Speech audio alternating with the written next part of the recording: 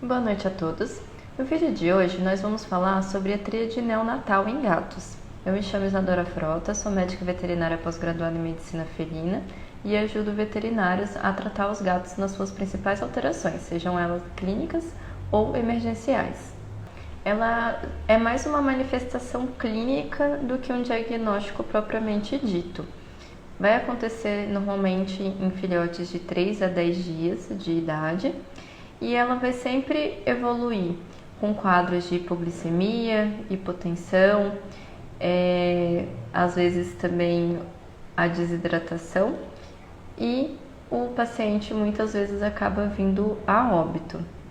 Muitos desses filhotes, eles podem apresentar boa conformação, então vai ser aquele filhote que você não vai ver nenhuma alteração congênita, e muitas vezes também ele está no peso ideal acompanhando a ninhada, mas aí em algum momento ele vai acabar apresentando esses sinais clínicos devido aí a alguma outra doença de base.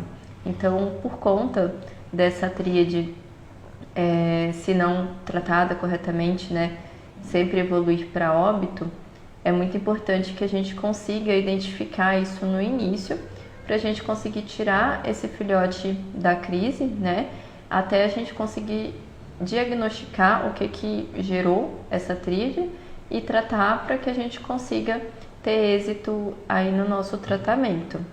Lembrando que quanto mais precoce a gente consegue identificar a tríade, melhor vai ser o prognóstico desse paciente e com isso ele vai conseguir ter um desenvolvimento de uma forma saudável. Os principais sinais clínicos que a gente tem que ficar atentos seriam os choros excessivos, aquele paciente que ele não consegue acompanhar os outros filhotinhos ou não consegue acompanhar a mãe.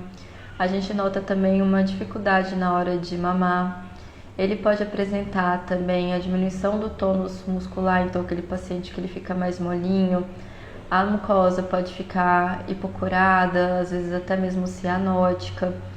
E aí até o ponto dele chegar naquele quadro clássico de, por conta disso tudo, ele começar a apresentar hipotermia, hipotensão, hipoglicemia, aquela desidratação importante que a gente sabe que acontece muito rápido em filhotes, e até esse paciente entrar num quadro crítico e tem grande chance desse paciente vir a óbito. O diagnóstico da tríade vai ser através do histórico e dos sinais clínicos. Porém, a gente precisa estar realizando exames complementares para que a gente consiga encontrar a causa base que gerou esse paciente entrar em tríade. Então, como ele é muito pequenininho, um dos principais exames aí que a gente vai precisar, principalmente para estar tirando esse paciente da crise, é hemograma, proteína total de frações, função renal, função hepática. E aí, à medida que a gente for tratando esse paciente, tirando ele da crise, a gente vai filtrando os nossos exames, para estar realizando exames mais específicos e conseguir encontrar a causa base e tratar a causa base. Mas o primeiro de tudo, realmente, a gente precisa intervir o mais rápido possível para estar tirando esse paciente da crise. Agora eu vou explicar um pouco o que seria a hipotermia, a hipoglicemia e também a hipóxia nesses pacientes e quais são as principais causas delas. Então eu vou começar pela hipotermia. Então a hipotermia, como a gente sabe, é a baixa da temperatura corporal desse paciente. E no caso desses filhotes, a gente pode estar encontrando essa hipotermia muitas vezes devido a ele ficar exposto sem ter uma fonte de calor próximo dele, porque a gente sabe que os filhotes eles não têm ainda uma boa capacidade de regular a temperatura.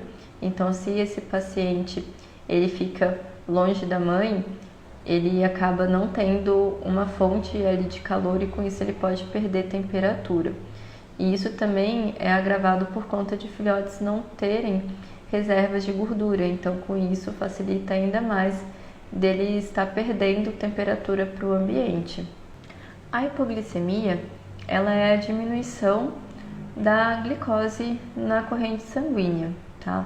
Então, as principais causas nesses neonatos seria a falta do aleitamento materno, ou esse aleitamento não está sendo realizado de forma correta por algum outro fator, ou ele tem aí alguma dificuldade para mamar, seja ela fisiológica, ou realmente alguma patologia que dificulte ele estar, né, mamando. E também a gente pode ter hipoglicemia em casos de parasitoses, porque a gente sabe que esses parasitas acabam tirando nutrientes que seriam importantes ali para esse paciente, e com isso a gente, mesmo o paciente se alimentando, ele vai ter um déficit. E também em casos de infecções importantes, porque a gente sabe que quando tem infecções a gente vai ter um consumo energético, né, por essas bactérias, e aí esse paciente acaba também entrando no quadro de hipoglicemia.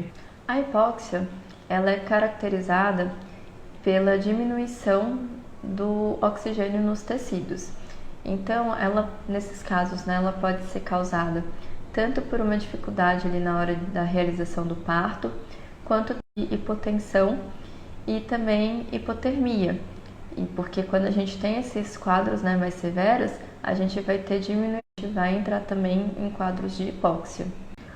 O tratamento, ele vai ser suporte e sintomático, e a gente deve iniciar ele imediatamente quando a gente se depara com um quadro desse, justamente por conta dessa questão dele evoluir muito rápido para óbito. Então, assim que esse paciente chegar para a gente já deve intervir imediatamente, independente da causa base. E aí, à medida que a gente for estabilizando esse paciente, a gente vai investigando para a gente ver se a gente consegue descobrir essa causa base, né?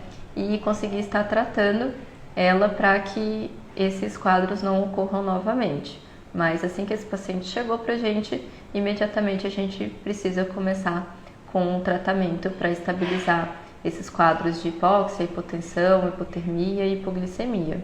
É importante que você tenha uma conversa bem clara com o tutor em relação ao prognóstico da tríade neonatal. A gente sabe que, infelizmente, alguns pacientes acabam vindo a óbito, dependendo da situação que ele chega pra gente, né? E também porque até o momento a gente não sabe com o que a gente está lidando. A gente vai fazer o possível para estabilizar, para conseguir estar realizando os exames mais específicos para descobrir o que causou esse paciente entrar nessa tríade.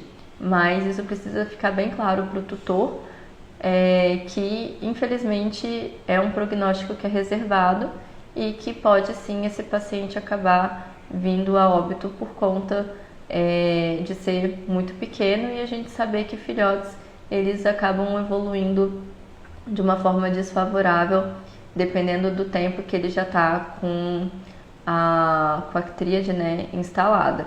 Então isso precisa ser passado para o tutor de uma forma bem clara no momento que a gente entra em contato.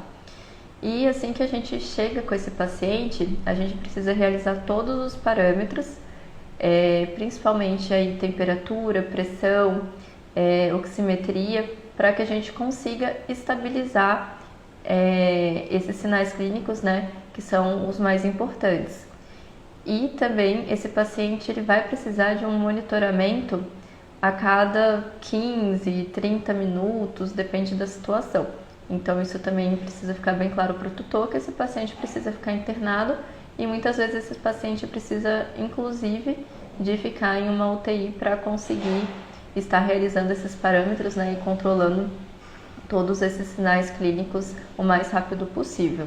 O aquecimento de neonatos e de gatos também em geral, ele precisa acontecer de uma forma gradual. A gente não pode esquentar ele de uma forma muito abrupta, porque isso nessa espécie pode gerar uma dilatação importante ali dos vasos e esse paciente entrar em um colapso circulatório e acaba vindo a óbito. Então, a ideia é que a gente consiga aumentar essa temperatura cerca de meio grau por hora. Então, tem que ser realmente um aumento gradual para que a gente não tenha esse tipo de complicação nessa espécie, principalmente com filhotes que são tão sensíveis. E como eu falei, a gente precisa ficar em cima desses filhotes aferindo aí a temperatura a cada 15, 30 minutos, para que a gente consiga realizar esse controle da temperatura de uma forma efetiva. Então, a gente realmente conseguir subir essa temperatura, mas com cuidado, né, para que ela não suba muito rápido. E lembrando que nesses pacientes que estão muito apáticos, em decúbito lateral, a gente precisa estar trocando de decúbito esse paciente para que a gente consiga aquecer ele de uma forma melhor. A reidratação desse paciente pode ser feita por via intravenosa, intraóssea ou até mesmo subcutânea, dependendo da situação. A gente sabe que esses gatinhos muito pequenininhos, muitas vezes a gente não consegue pegar o acesso de início por conta desse quadro de hipotensão, né, e hipotermia. Então, a gente, nesses casos, quando é muito pequenininho, dá pra gente fazer intraóssea, porque a absorção dela é bem rápida, né, do fluido, e com isso a gente consegue estabilizar para posteriormente estar tentando aí pegar um acesso venoso. Mas a gente, né, nesse até 10 dias, a gente consegue sim realizar a fluidoterapia intraóssea. E a fluido que a gente vai estar utilizando vão ser fluidos cristalóides e sempre aquecidas em torno de 37 graus, porque senão a gente pode acabar baixando a temperatura desses pacientes realizando a fluidoterapia. O volume que a gente vai utilizar vai variar realmente de acordo com o quadro da desidratação, mas o que a gente pode estar utilizando é de 6 a 18 ml para cada 100 gramas de gatinho por dia. E aí vocês vão avaliando, né, a necessidade e diminuindo ou aumentando, né, dentro aí dessa escala de acordo com a necessidade do paciente. Quando a gente consegue um acesso venoso, a gente pode realizar essa fluidoterapia em bolos. Então, para esses pacientes, a gente vai utilizar um volume de 2 a 3 ml para cada 100 gramas de gatinho, né? E a gente vai realizar esse volume em 10 a 15 minutos. E aí a gente vai aguardar 30 minutos e aí a gente pode realizar bolas novamente e aí a gente pode fazer isso até a gente conseguir estabilizar a hidratação desse paciente.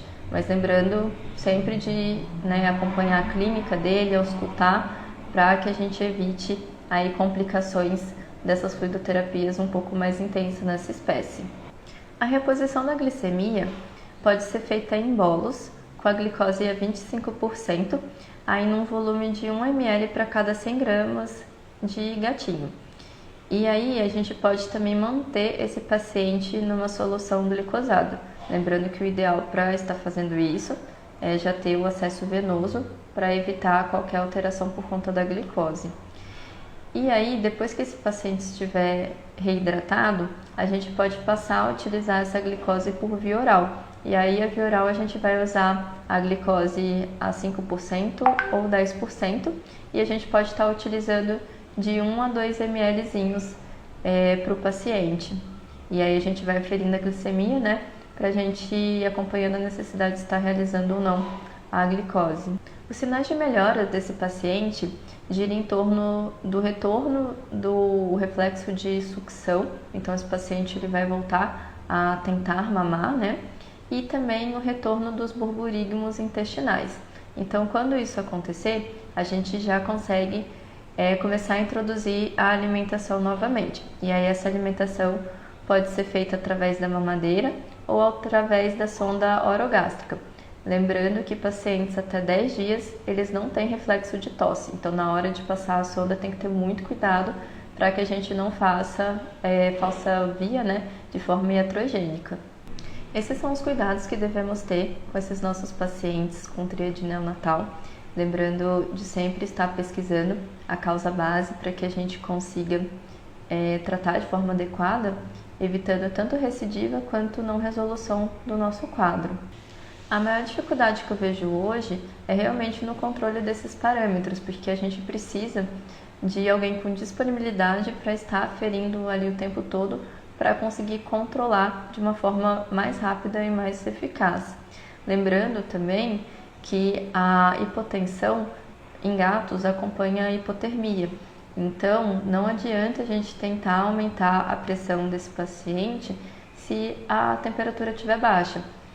Aí a gente precisa sempre estar primeiro, óbvio que a gente vai fazer tudo junto, né? Mas sempre, primeiro, regulando a temperatura para que os outros parâmetros, aos poucos, vão, né, estabilizando, junto com todos os outros cuidados que a gente vai ter também para estar conseguindo compensar esses parâmetros. Acredito que a maioria de vocês em algum momento já tenha acompanhado um paciente com tríade neonatal e a gente sabe como é difícil a estabilização desse paciente. Então, por isso, é muito importante esse acompanhamento dos parâmetros para que a gente consiga fazer isso de uma forma eficaz. E lembrar de sempre seguir esse passo a passo para que não ocorram erros ao longo do processo, né, de estabilização desse paciente. Eu espero que vocês tenham gostado, que eu possa ter contribuído aí na clínica de vocês. Se por acaso vocês estiverem com alguma dúvida, pode mandar mensagem no Instagram que eu vou estar adorando responder vocês. E se você gostou desse vídeo, compartilhe com seus colegas médicos veterinários e siga a nossa página no YouTube para ter acesso a mais conteúdos como esse.